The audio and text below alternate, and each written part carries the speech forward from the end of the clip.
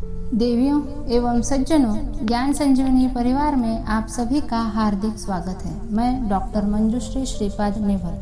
भारतीय सनातन ग्रंथ में हम सब सुन रहे हैं कुर्म पुराण के पूर्व विभाग का 15वां अध्याय। आइए हम सब मिलकर चले ज्ञान संजीवनी की ओर, अर्थात परम शांति की ओर। हरि ओम। सुतोवाच प्रजा सृजेति व्यादिष्टः पूर्वं दक्ष स्वयंभुवा ससर्ज देवान गंधर्वान ऋषिश्चैवासुरोरगान।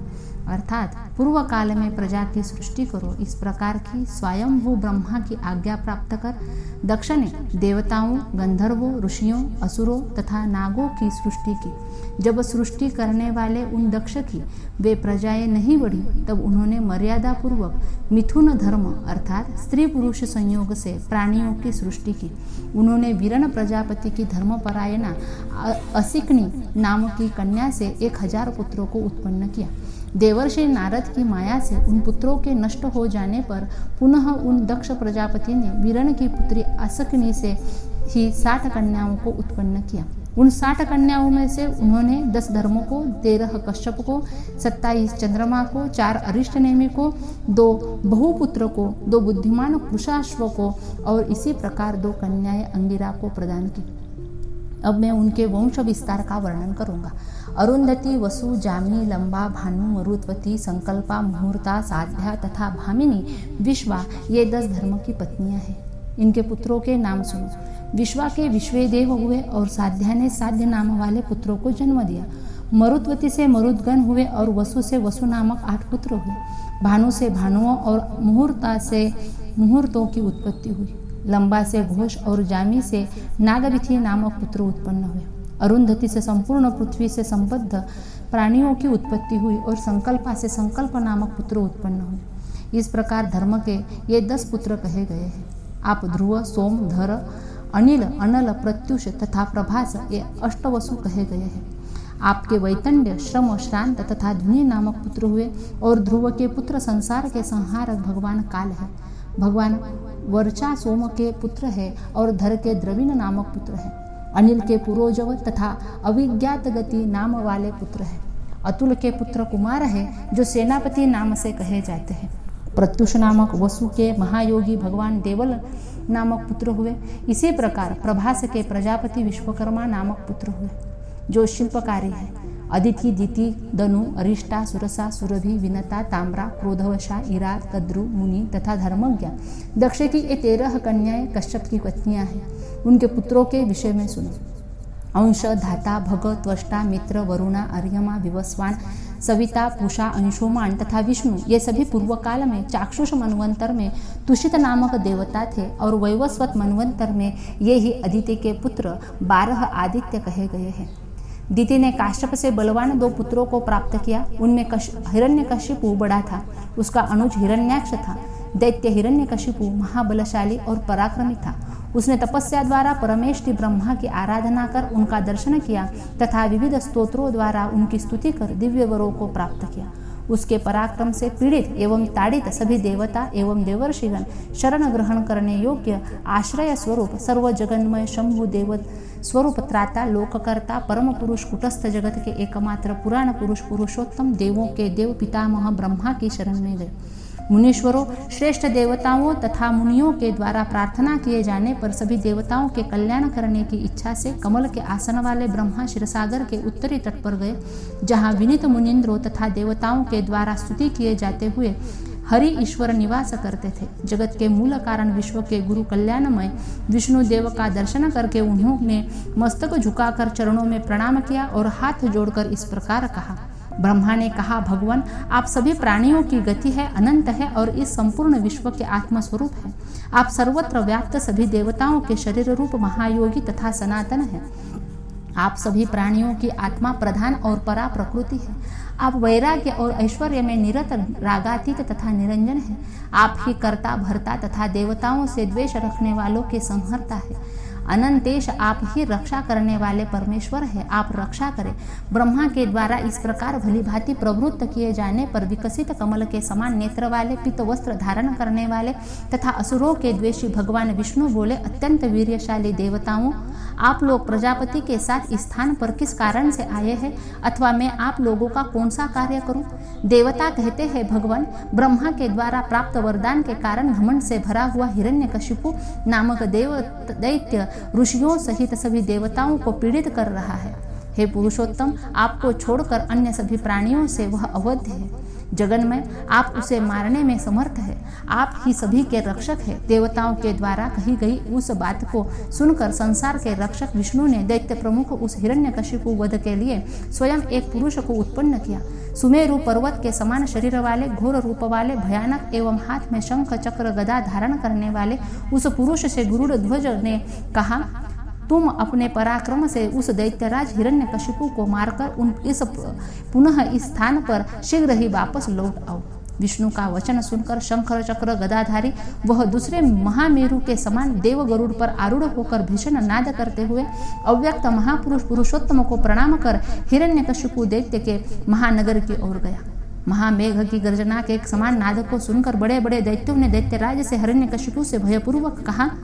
दैत्य कहते हैं, देवताओं का विनाश करने वाले दैत्यराज, देवताओं की प्रेरणा प्राप्त कर कोई महान पुरुष भीषण नाद करता हुआ आ रहा है, हमें उसे जानना चाहिए। तदनंतर मुख्य मुख्य असुरों तथा आयुधों से सुसज्जित प्रहलाद आदि पुत्रों के साथ हिरण्यकशिपु स्वयं वहां गया। करोड़ों सूर्य के समान प्रभाव वाले तथा दूसरे नारायण के समान पर्वताकार गरुड़ पर बैठे हुए इस पुरुष को देखकर कोई तो भाग गए और कोई भ्रांत दृष्टि होकर आपस में कहने लगे, यह निश्चित ही हमारा शत्रु और देवताओं का रक्षक वही अव्यय नारायण देव है, अथवा उसका पुत्र ही यह आया है। ऐसा कहकर वे उस पुरुष पर शस्त्रों की वर्षा करने लगे, किंतु उस देव ने लीला से ही उन सभी शस्त्रों को नष्ट कर डाला। तदनंतर अति तेजस्वी तथा मेघ के समान गर्जना करने वाले प्रहलाद, अनुराध, संराध तथा राध नामक हिरण्यकशिपु के 4 पुत्र नारायण से उत्पन्न उस पुरुष से युद्ध करने लगे।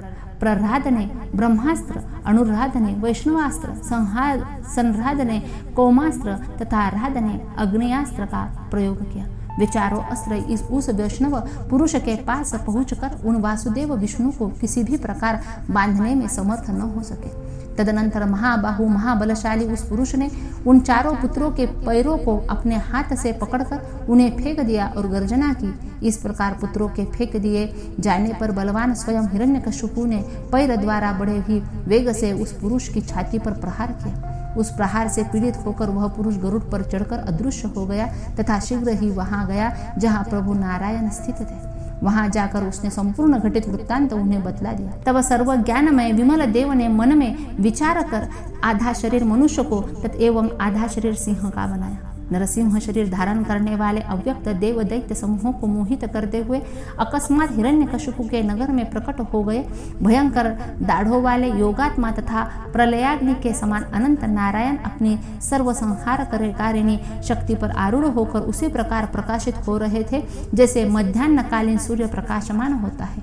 नरसिंह का शरीर धारण किए उन्हें देखकर उस असुर ने अपने बड़े लड़के प्रहलाद को नरसिंह के वध के लिए प्रेरित किया और कहा, अपने सभी छोटे भाइयों के साथ तुम पहले से अधिक शक्ति वाले इस नरसिंह शरीरधारी पुरुष को मेरी प्रेरणा से शीघ्र ही मार डालो। उसकी आज्ञा पाकर असुर प्रहलाद ने सभी प्रकार के प्रयत्नों के द्वारा अव्यय विष्णु के साथ युद्ध किया, किंतु वह नरसिंह द्वारा पराजित हो गया। तदनंतर उस हिरण्यकशिपु की आज्ञा प्राप्त कर उसके छोटे भाई हिरण्याक्ष ने पाशुपतास्त्र का ध्यान करके उसे चलाया और गर्जना की। वह अस्त्र देवादिदेव अमित तेजस्वी उन विष्णु की कोई हानि न कर सका और जैसे कोई अस्त्र त्रिशूलधारी देव शंकर की हानि नहीं कर सकता। अस्त्र को विफल होते देखकर भाग्यशाली होने के कारण प्रहलाद ने उन देवों को सर्वात्मक सनातन वासुदेव ही समझा। उसने सभी शस्त्रों का परित्याग कर दिया और सत्व गुण संपन्न चित्त से योगियों के हृदय में निवास करने वाले देव को सिर से प्रणाम किया तथा रुक यजुष तथा सामवेद में प्राप्त वैष्णव स्तुतियों के द्वारा स्तुति कर अपने पिता हिरण्यकशिपु भाइयों एवं हिरण्याक्ष को युद्ध करने से रोकते हुए इस प्रकार कहा, है अनंत सनातन अजन्मा महायोगी जगन्मय पुराण पुरुष भगवान नारायण देव है। ये दाता विधाता स्वयं ज्योति निरंजन प्रधान पुरुष रूप तत्व मूल रूप प्रकृति अव्यय ईश्वर सभी प्राणियों के अंतर्यामी तथा गुणातीत है। इन अव्यक्त अव्यय विष्णु की आप लोग शरण ग्रहण करें। प्रहलाद ने इस प्रकार कहने पर विष्णु की माया से अत्यंत मोहित दुर्बुद्धि हिरण्यकशिपु ने स्वयं पुत्र से कहा, यह थोड़े पराक्रम वाला नारसिंह सभी प्रकार से वध करने योग्य है। काल के द्वारा प्रेरित होकर इस समय यह हमारे घर में ही आ गया है। पिता का वचन सुनकर महामति प्रह्लाद ने हंसकर कहा, प्राणियों के एकमात्र स्वामी इन अव्यय की निंदा मत करो। सनातन काल वर्जित कालात्मा काल का स्वरूप धारण करने वाले महादेव विष्णु देव को काल कैसे मार सकता है। तदनंतर भाग्य से प्रेरित हिरण्यकशिपु पुत्र के द्वारा रोके जाने पर भी अव्यय हरि से लड़ने लगा। क्रोध से अत्यंत लाल नेत्रों वाले अनंत विष्णु के प्रह्लाद के देखते ही देखते हिरण्य स्वर्ण के समान नयन के जिसके उस हिरण्य नयन अर्थात हिरण्याक्ष के बड़े भाई हिरण्यकशिपु को अपने नखों द्वारा विदीर्ण कर डाला। हिरण्यकशिपु के मार दिए जाने पर भय से विह्वल महाबली हिरण्याक्ष पुत्र प्रह्लाद ने को छोड़कर भाग चला। नरसिंह की देह से उत्पन्न सिंहों ने हिरण्यकशिपु के अनुराध आदि पुत्रों तथा अन्य सैकड़ों आसुरों को यमलोक पहुंचा दिया। तदनंतर प्रभु नारायण हरि ने उस नरसिंह रूप को समेटकर अपने ही नारायण नाम वाले श्रेष्ठ रूप को धारण कर लिया तथा अपने धाम के लिए प्रस्थान किया। नारायण के चले जाने पर असुर श्रेष्ठ दैत्य प्रह्लाद ने अपने चाचा हिरण्याक्ष का यथोचित अभिषेक किया। उस हिरण्याक्ष ने युद्ध में देवताओं और मुनियों को जीतकर उन्हें पीड़ा पहुंचाई और तपस्या के द्वारा शंकर की आराधना करके अंधक नामक श्रेष्ठ पुत्र प्राप्त किया। उसने देवराज इंद्र सहित सभी देवताओं को जीत लिया तथा कमल के समान कांति वाली इस पृथ्वी को बांधकर रसातल में ले जाकर बंदी बना लिया। तब मुरझाई हुई मुख की शोभा वाले सभी देवता ब्रह्मा सहित हरि के निवास में गए और उन्हें सारा वृत्तांत बतलाया। अव्यय उन विश्वात्मा ने उस हिरण्याक्ष के वध का उपाय सोचते हुए सर्वदेव में स्वच्छ वराह के शरीर को धारण किया।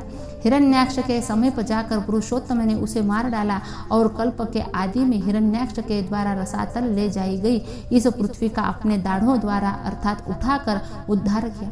वराह रूप का परित्याग कर तथा देवताओं और ब्राह्मणों को यथास्थान प्रतिष्ठित कर विष्णु ने अपने ही दिव्य चतुर्भुज स्वरूप को धारण किया और वे अपने परम पद की ओर चले गए। देवताओं के शत्रु उस हिरण्याक्ष के मारे जाने पर विष्णु परायण प्रह्लाद आसुर भाव का परित्याग कर अपने राज्य का पालन करने लगा।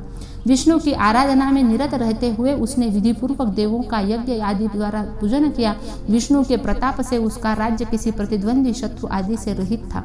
एक बार की बात है, देवताओं की माया के वशीभूत असुर प्रह्लाद ने घर में आए हुए तपस्वी ब्राह्मण की पूजा नहीं की। माया से अत्यंत मोहित उस तपस्वी प्रह्लाद के द्वारा अपमानित होकर क्रोध से रक्त नेत्र वाले उस तपस्वी ब्राह्मण ने असुरराज प्रह्लाद को शाप दे डाला, जिस बालक का आश्रय ग्रहण कर तुम ब्राह्मणों की अवमानना कर रहे हो, तुम्हारी वह दिव्य वैष्णवी भक्ति विनष्ट हो जाएगी। ऐसा कहकर वह ब्राह्मण प्रह्लाद के घर से शीघ्र ही निकल पड़ा और प्रह्लाद ही शाप के प्रभाव से राज्य संचालन में लगे रहने पर भी मोहग्रस्त हो गया। वह श्रेष्ठ ब्राह्मणों को पीड़ित करने लगा और जनार्दन को भूल सा गया। पिता हिरण्यकशिपु के वध का स्मरण कर वह हरि विष्णु पर क्रुद्ध हो गया।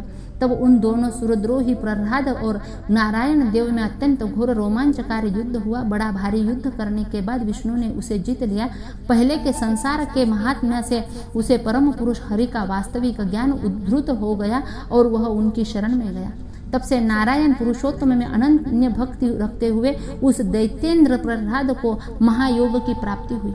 हिरण्यकशिपु के पुत्र प्रह्लाद का चित्त योग में आसक्त हो जाने पर शंभु के देह से उत्पन्न हिरण्याक्ष के पुत्र असुर श्रेष्ठ अंधक ने उस विशाल राज्य को प्राप्त किया तथा मंदर पर्वत पर अवस्थित पर्वत हिमालय की पुत्री उमा देवी को प्राप्त करने की इच्छा की। प्राचीन काल की बात है, हजारों गृहस्थ मुनि पुण्यदायी दारुण वन में ईश्वर की आराधना करने के लिए तप करते थे। तदनंतर काल योग से किसी समय प्राणियों को विनाश करने वाली अत्यंत उग्र तथा भयंकर अनावृष्टि हुई।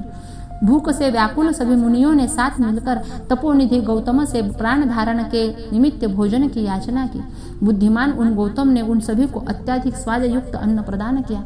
उन सभी ब्राह्मणों ने निशंक मन से भोजन किया। 12 वर्ष व्यतीत हो जाने पर कल्पांत में होने वाली कल्याणकारिणी वृष्टि के सदृश महान वृष्टि हुई। संसार पुनः पहले के समान हो गया। तब सभी मुनिवरों ने आपस में मंत्रणा कर महर्षि गौतम से पूछा, क्या हम लोग शीघ्र यहाँ से चले जाएं? तब गौतम ने उन लोगों को रोकते हुए कहा, पंडित जनों, कुछ समय और यहाँ मेरे घर में सुखपूर्वक रहे। इसके बाद आप सभी जाए। तत्पश्चात उन सभी ने मायामयी एक कमजोर गाय बनाकर उसे महात्मा गौतम के समीप पहुंचा दिया। गाय को देखकर उसकी रक्षा के लिए उत्सुक दयालु मुनि ने अपनी गौशाला में उसे बांध दिया, किंतु वह गाय छूते ही मर गई। शोक से अत्यंत दुखी हुए महामुनि उस समय किम कर्तव्य विमूढ़ से हो गए। तब शीघ्र ही मुनियों ने ऐसे उन गौतम मुनि से कहा, हे द्विजश्रेष्ठ, जब तक यह गोहत्या आपके शरीर में व्याप्त रहेगी तब तक आपके यहाँ अन्न नहीं ग्रहण करना चाहिए, इसलिए हम लोग जा रहे हैं। इस प्रकार पाप के वशीभूत हुए वे मुनिजन प्रसन्न होकर पहले के समान तप करने के लिए शुभ देवदारू वन में चले गए।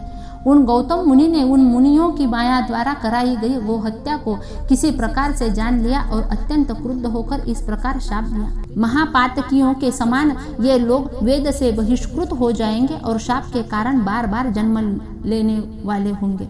भोजन से बची हुई जूठन के समान वे सभी शाप से भयभीत होकर सर्वव्यापक देवेश शंकर तथा अव्यय विष्णु के पास पहुंचकर उनकी लौकिक स्तुतियों से स्तुति करने लगे।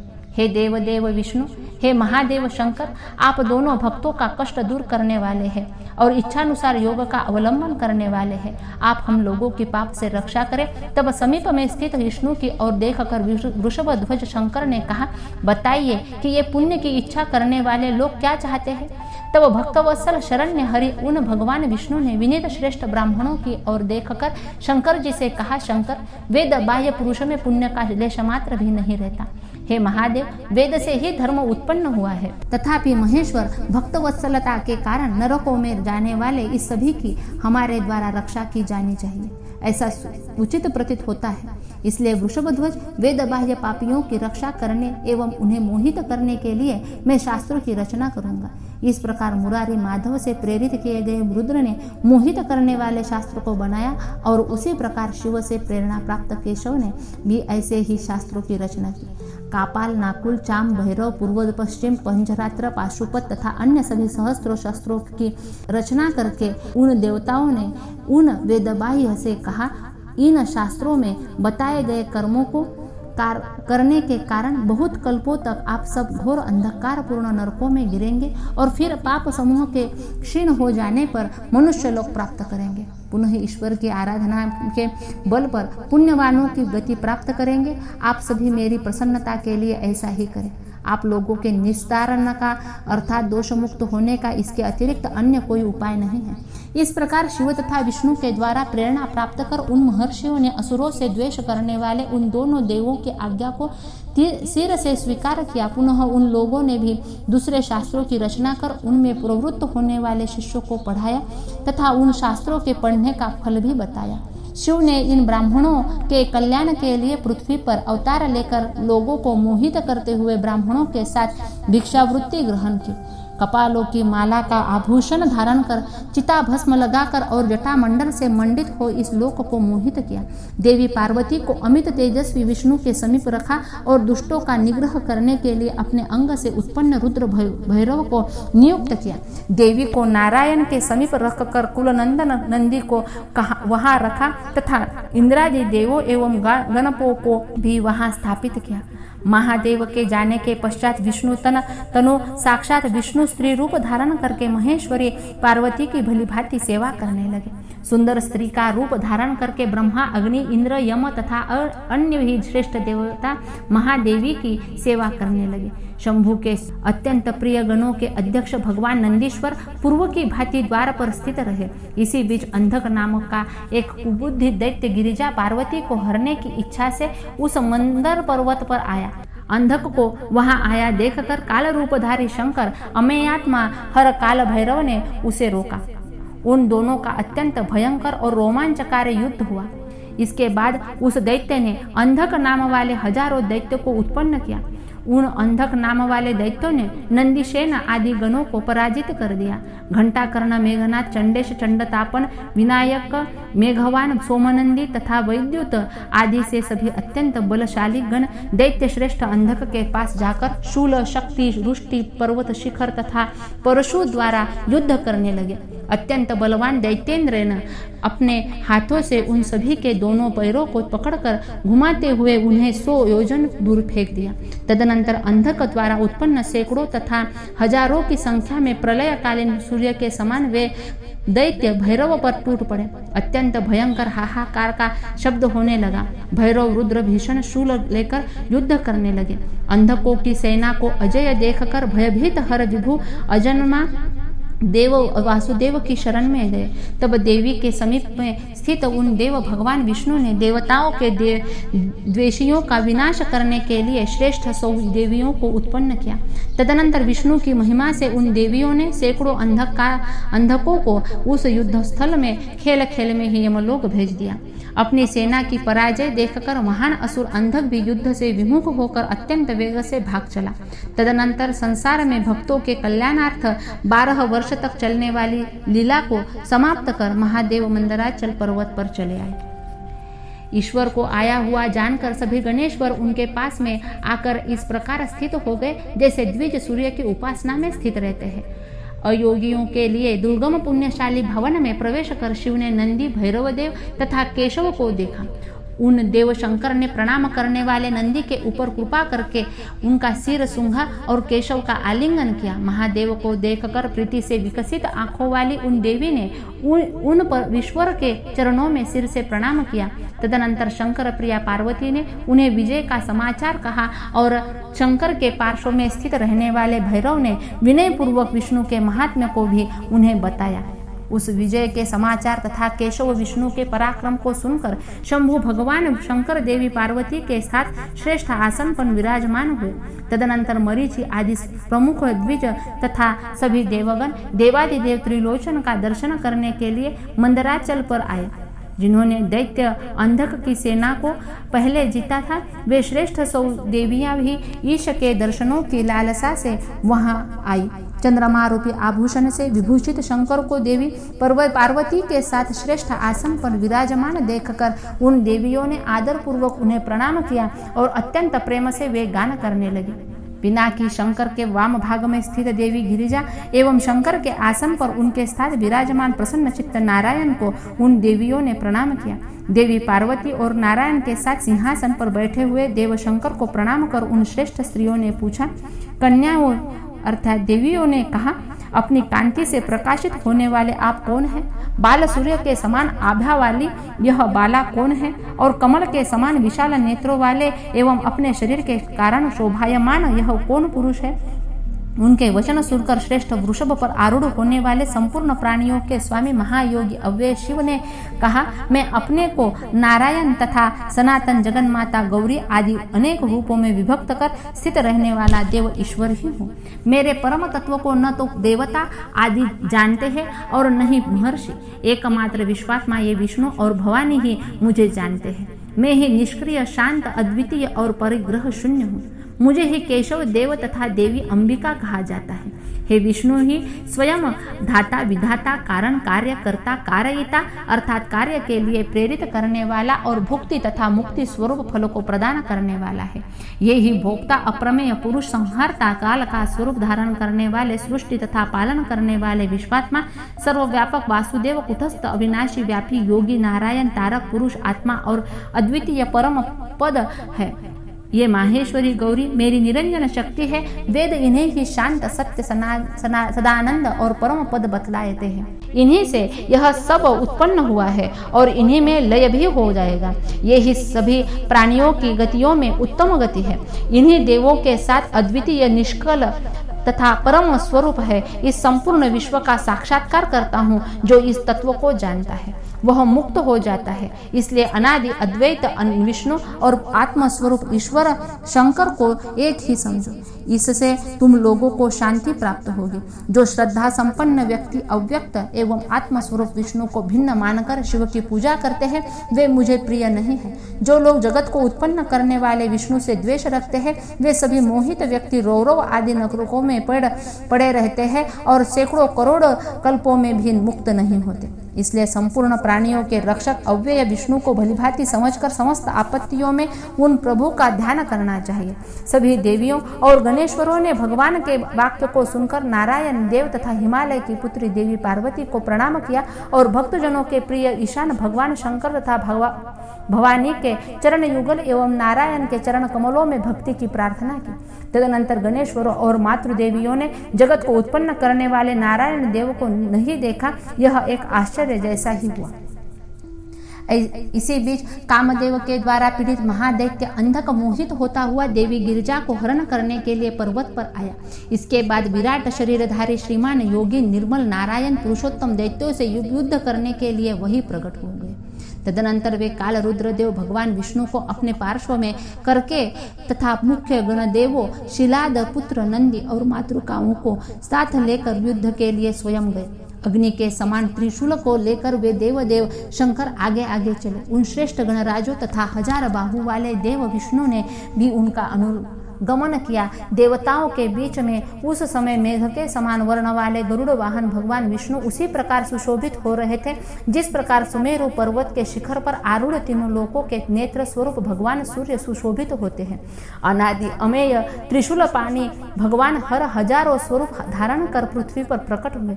उस समय आकाश में सुंदर शब्द होने लगा तथा उन देव के ऊपर आकाश से पुष्प वृष्टि होने लगी।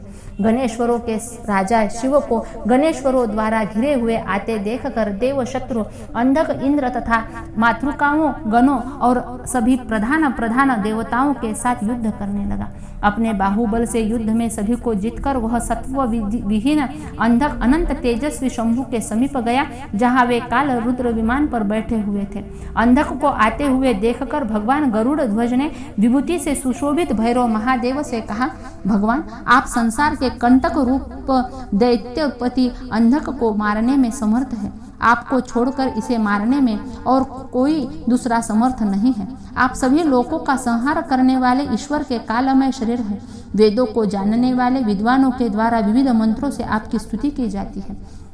वासुदेव का वचन सुनकर उन भगवान हर ने विष्णु की ओर देखकर दैत्येंद्र अंधक को मारने का विचार किया। गणों का हर्ष बढ़ाते हुए वे देवताओं की सेना में गए। तब अंतरिक्ष में विचरण करने वाले लोग भैरव देव की इस प्रकार स्तुति करने लगे, अनंत महादेव आप सनातन है, काल की मूर्ति है, आपकी जय हो।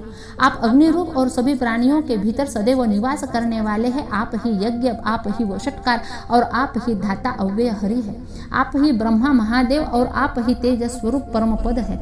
आप प्रणव मूर्ति योगात्मा वेदत्रयी रूप 3 नेत्र वाले त्रिलोचन है। आप महाविभूति स्वरूप देवताओं के स्वामी हैं। हे संपूर्ण संसार के स्वामी आपकी जय हो।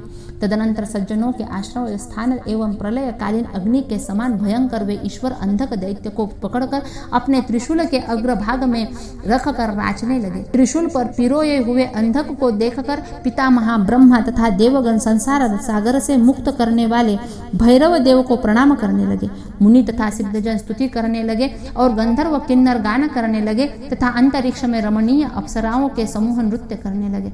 तदनंतर त्रिशूल के अग्रभाग में स्थापित उस अंधक के सभी पाप दग्ध हो गए। उसे संपूर्ण ज्ञान प्राप्त हो गया और वह परमेश्वर की स्तुति करने लगा। अंधक ने स्तुति करते हुए कहा, समाधि में स्थित रहने वाले लोग जिस पुरातन पुण्यदानी अनंत स्वरूप काल रूप कवि तथा संयोग एवं वियोग के कारण रूप ईश्वर तत्व को जानते हैं, वे उन अद्वितीय भगवान को सिर से प्रणाम करता हूँ। भयंकर दाढ़ों वाले आकाश में नृत्य करते हुए अग्नि के समान मुख वाले प्रज्वलित सूर्य के समान स्वरूप वाले हजारों पैर आंख तथा सिरों से युक्त आप अद्वितीय रुद्र को मैं प्रणाम करता हूँ।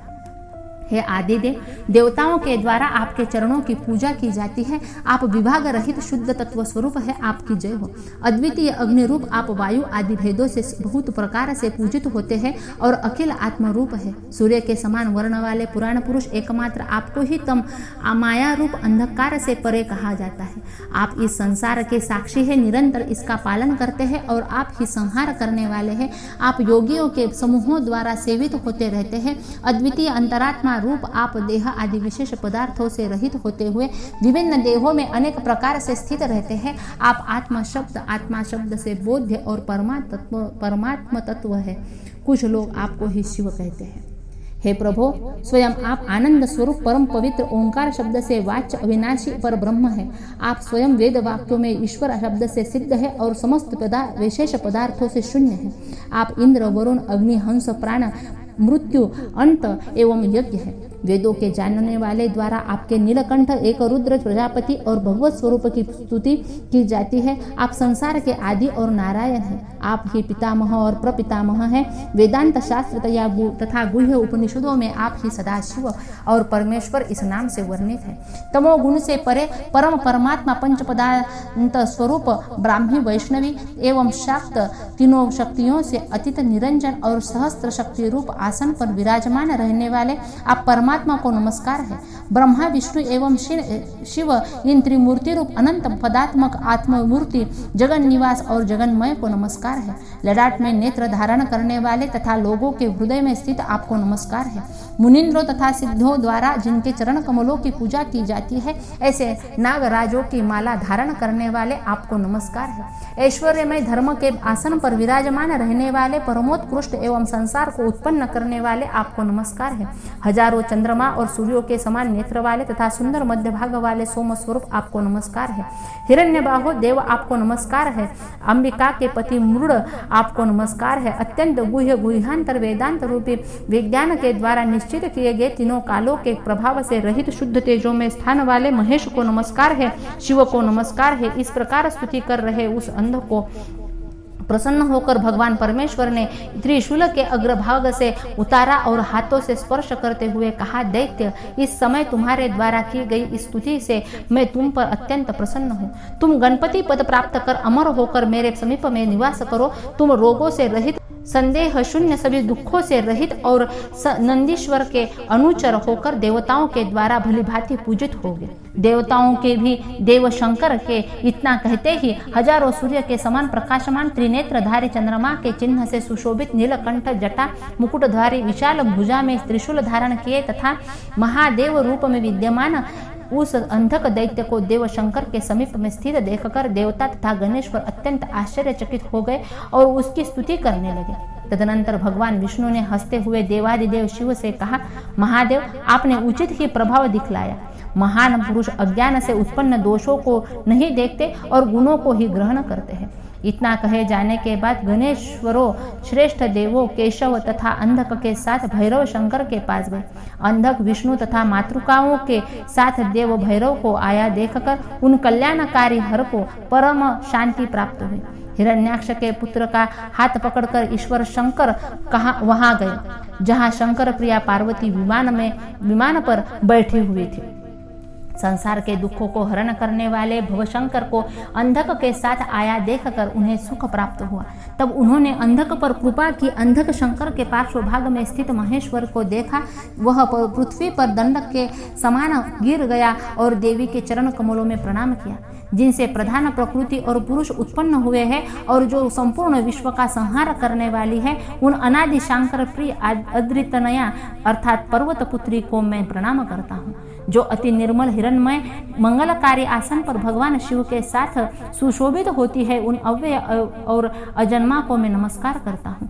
सभी भेदों से रहित उन उमा को मैं प्रणाम करता हूँ, जिनके भीतर संपूर्ण संसार उत्पन्न होता है और विनाश को प्राप्त होता रहता है, जो न उत्पन्न होती है न विनाश को प्राप्त होती है और न बढ़ती ही है।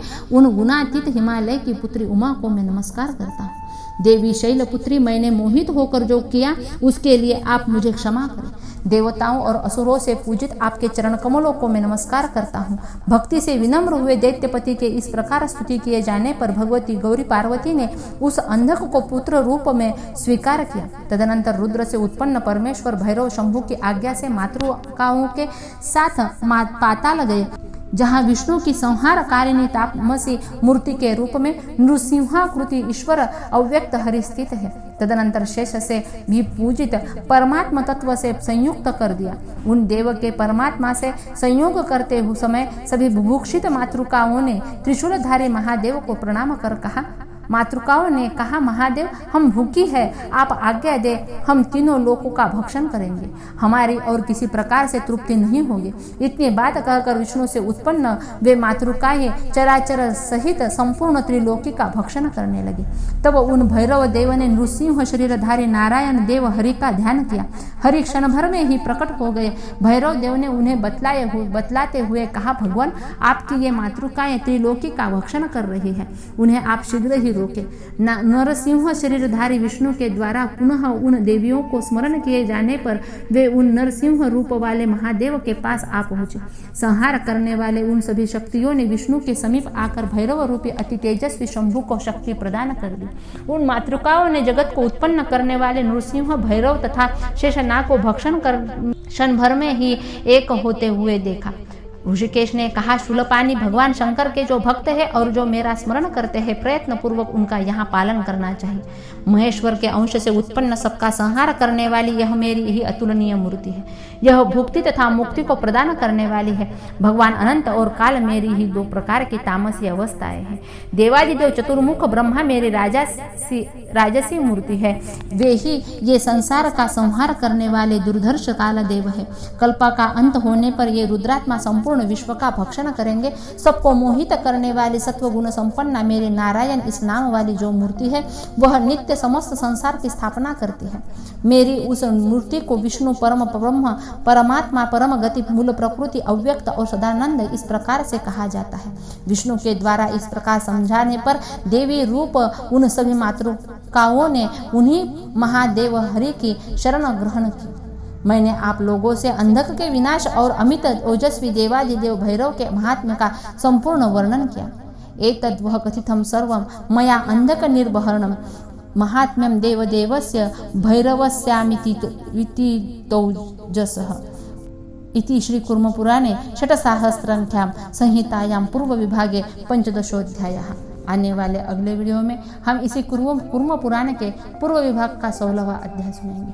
16वें अध्याय में सनत कुमार द्वारा आत्मज्ञान प्राप्त कर प्रहलाद पुत्र विरोचन का योग में संलग्न होना, विरोचन पुत्र बलि द्वारा देवताओं को पराजित करना, देवमाता अदिति का दुखी होना तथा विष्णु से प्रार्थना कर पुत्र रूप में उनके उत्पन्न होने का वर प्राप्त करना, अदिति के गर्भ में विष्णु का प्रवेश, विष्णु का वामन रूप में आविर्भाव, बलि के यज्ञ में वामन का प्रवेश तथा 3 पग भूमि की याचना, तीसरे पग से नापते समय ब्रह्मांड भेदन, गंगा की उत्पत्ति तथा भक्ति का वर प्राप्त कर बलि आदि का पाताल में प्रवेश का वर्णन किया गया है।